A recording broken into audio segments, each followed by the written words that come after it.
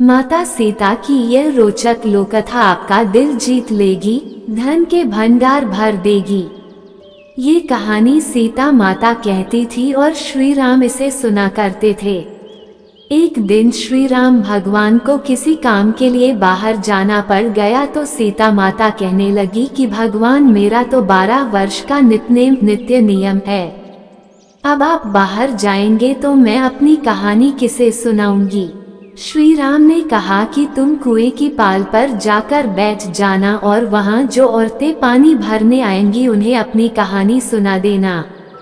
सीता माता कुएं की पाल पर जाकर बैठ जाती हैं। एक स्त्री आई, उसने रेशम की जरी की साड़ी पहन रखी थी और सोने का घड़ा ले रखा था। सीता माता उसे देख कहती हैं कि बहन मेरा 12 वर्ष का नित्यनेम सुन लो। पर वह स्त्री बोली कि मैं तुम्हारा नित्यनेम सुनूंगी तो मुझे घर जाने में देर हो जाएगी और मेरी सास मुझसे लड़ेगी। उसने कहानी नहीं सुनी और चली गई। उसकी रेशम जरी की साड़ी फट गई, सोने का घड़ा मिट्टी के घड़े में बदल गया। सास ने देखा तो पूछा कि ये किसका दोष अपने सिर लेकर आ गई है। बहू ने कहा कि कुएं पर एक औरत बैठी थी, उसने कहानी सुनने के लिए कहा लेकिन मैंने सुनी नहीं जिसका ये फल मिला। बहू की बात सुनकर अगले दिन वही साड़ी और घड़ा लेकर सास कुएं की पाल पर गई। सास को वही माता सीता बैठी मिली तो माता सीता ने कहा कि बहन मेरी कहानी सुन लीजिए। सास बोली कि एक बार छोड़, मैं तो 4 बार कहानी सुन लूंगी।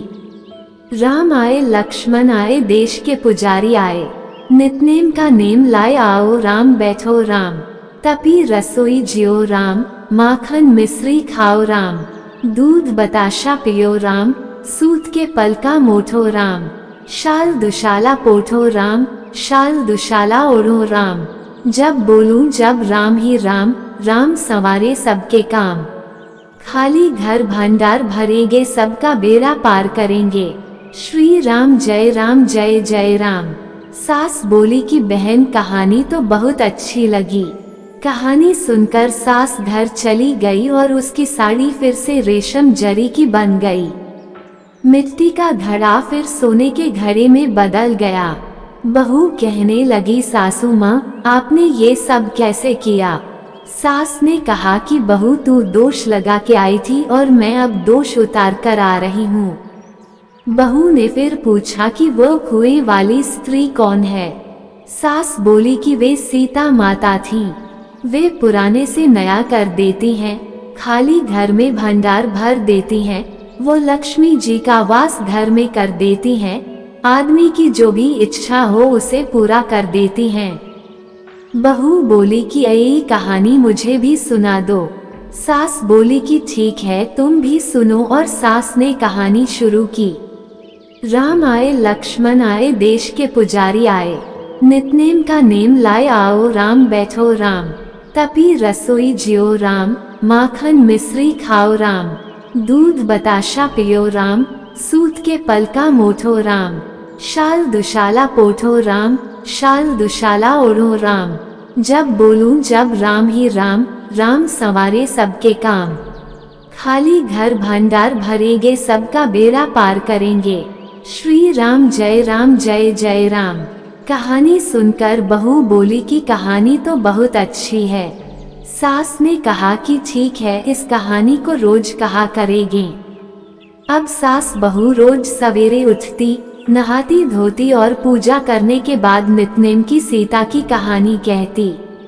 एक दिन उनके यहाँ एक पड़ोस की औरत आई और बोली कि बहन जरा सी आंच देना, तो वह बोली कि आंच तो अभी हमने जलाई ही नहीं।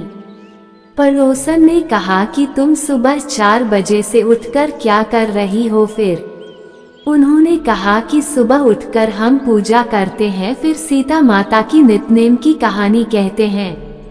पड़ोसन ने उनकी बात सुनकर फिर कहा कि सीता माता की कहानी कहने से तुम्हें क्या मिला। वे बोली कि इनकी कहानी कहने से घर में भंडार भर जाते हैं, सारे काम सिद्ध होते हैं, मन की इच्छा भी पूरी होती है। पड़ोसन कहती है कि बहन यही कहानी तो मुझे भी सुना दो फिर। वह बोली कि ठीक है, तुम भी यह कहानी सुन लो। राम आए, लक्ष्मण आए, देश के पुजारी आए, नितनेम का नेम लाए, आओ राम बैठो राम। सारी कहानी सुनने के बाद पड़ोसन कहने लगी, बहन कहानी तो मुझे बहुत अच्छी लगी। अब वह पड़ोसन भी नितनेम सीता माता की कहानी कहने लगी। कहानी कहने से सीता माता ने पड़ोसन के भी भंडार भर दिए। अब तो पूरे मोहल्ले में नितनेम की कथा चल पड़ी। हर किसी की मनोकामना पूरी होने लगी। हे सीता माता, जैसे आपने उनके भंडार भरे, वैसे ही आप हमारे भी भंडार भरना। कहानी सुनने वाले के भी और कहानी कहने वाले के भी।